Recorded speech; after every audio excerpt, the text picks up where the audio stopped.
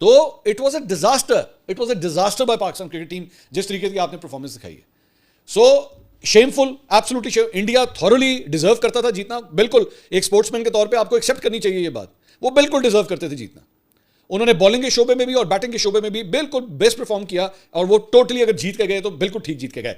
लेकिन मैच खत्म होने के बाद जो आपने घटिया हरकत की ना, वहां पे आप हार गए. एक इंसान होने के नाते आप हार गए. एक क्रिकेटर होने के नाते आपने क्रिकेट का मैच तो जीत लिया, इंसान होने के नाते आप हार गए.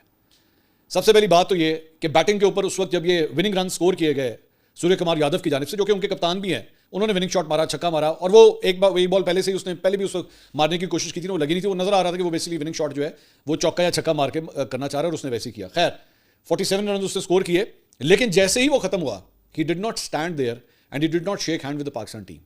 उसने पाकिस्तानी टीम के साथ हाथ नहीं मिलाया, जो कि इंतहाई मुझे घटिया हरकत लगी. आमतौर पे जब मैच खत्म होता है तो एक टीम जो बैटिंग टीम होती है वो पूरी की पूरी बाहर आती है ग्राउंड के अंदर, और वो बॉलिंग टीम जो होती है ना, जो सेकंड इनिंग के अंदर बॉलिंग कर रही होती है, उसके साथ एक एक करके सारे हाथ मिलाते हैं. यहां पे इंडियन टीम नीचे नहीं उतरी और उन्होंने हाथ नहीं मिलाया. चले, वो उनको भी करना चाहिए था, लेकिन जो दो बैट्समैन खड़े हुए थे पिच के ऊपर, वो मैच जीतने के बाद उनको भी पाकिस्तान टीम के साथ हाथ मिलाना चाहिए था. उन्होंने हाथ नहीं मिलाया. घटिया हरकत, बहुत ही घटिया हरकत. उसके बाद जब प्रेजेंटेशन हुई, प्रेजेंटेशन के ऊपर आके क्रिकेट के हवाले से तो बात हुई, लेकिन जो कमेंटेटर थे, जब वो सूर्य कुमार यादव से वो बात कर रहे थे, तो बात करते करते क्रिकेट के ऊपर बात हो रही थी, मैच के ऊपर बात हो रही थी, परफॉर्मेंस से बात हो रही थी, बात खत्म होगी. लेकिन उसके बाद संजय जो है ना, उसने एंड पे जाके पूरा एक नवाला दिया सूर्य, और वो भी इंडियन है. उसने एंड पे जाके उनको कहा कि जी और आप कुछ और कहना चाहेंगे. उसने इंग्लिश में उसको कहा, और आप और कुछ कहना चाहेंगे. तो उसने कहा जी मैं ये कहना चाहूँगा कि हम लोग जो है वो पहलगाम के जो विक्टिम्स हैं हम उनके साथ हैं, और हम आज की अपनी जो विक्ट्री है वो हम मिलिट्री के नाम करते हैं. What a shameful statement to give, what a shameful statement. मतलब आपको पता है कि ये मौका नहीं था ये बात बोलने का. आप मतलब वो सारी पॉलिटिक्स, वो सारी जंग का सारा माहौल जो है उठा के इंडिया के अंदर आप इसके अंदर ले आए. शर्म का मुकाम है.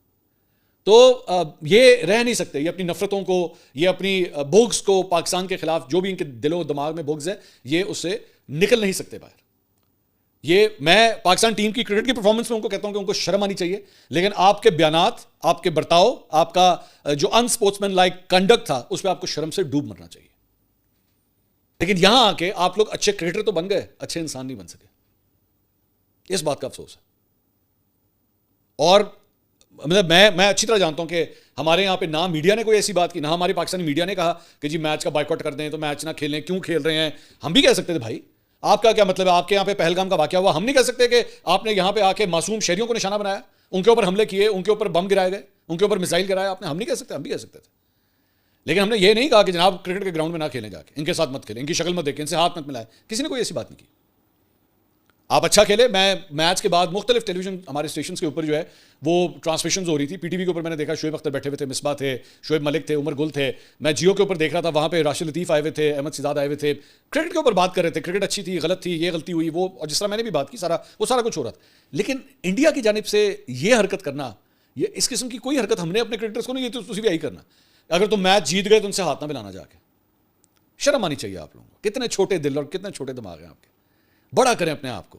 ये क्रिकेट का मैदान है, और दोबारा मेरे ख्याल में शायद हो सकता है कि पाकिस्तान का मैच जो है वो दोबारा भी हो. अगर पाकिस्तान अपना अगला मैच जीता है और अगली स्टेज में जाता है तो पाकिस्तान को दोबारा इंडिया के साथ मैच हो. स्पिरिट के साथ खेलो यार. क्या छोटे दिल और दिमाग है तुम लोगों के. दूसरी बात ये, एंड के ऊपर जाके मैं दोबारा उस डिबेट के बारे में बात करना चाहूंगा जो है बाबर और रिजवान के बारे में. मैं हमेशा बाबर का बहुत बड़ा सपोर्टर रहा हूं, और मैं आज भी ये बात कहता हूं कि मेरी नज़र में, मैंने ये पिछले व्लॉग में अपनी बात भी कही थी कि अगर ये पाकिस्तान मैच हारा तो ये बाबर और रिजवान की डिबेट दोबारा स्टार्ट होगी कि उनको वापस होना चाहिए इस टीम के अंदर. आपने एक्सपीरियंस दिया, आपने ग्रूम किया, आपने सारा कुछ किया. हमारे यहां पे सबसे बड़ी प्रॉब्लम इस मुल्क के साथ यही है कि जब एक बंदे को आप तैयार कर लेते हैं ना, उसका मुश्किल वक्त गुजर जाता है, वो ट्रेन हो जाता है, अब बारी आती है कि आप उससे फायदा उठा सकें, यू डिस्कार्ड हिम. और आप कहते हैं नहीं, आप सिफर से दोबारा शुरू करो, एक नवा बंदा ट्राई करो, नवा बंदा जो है उन्हें ट्रेन करना शुरू करो.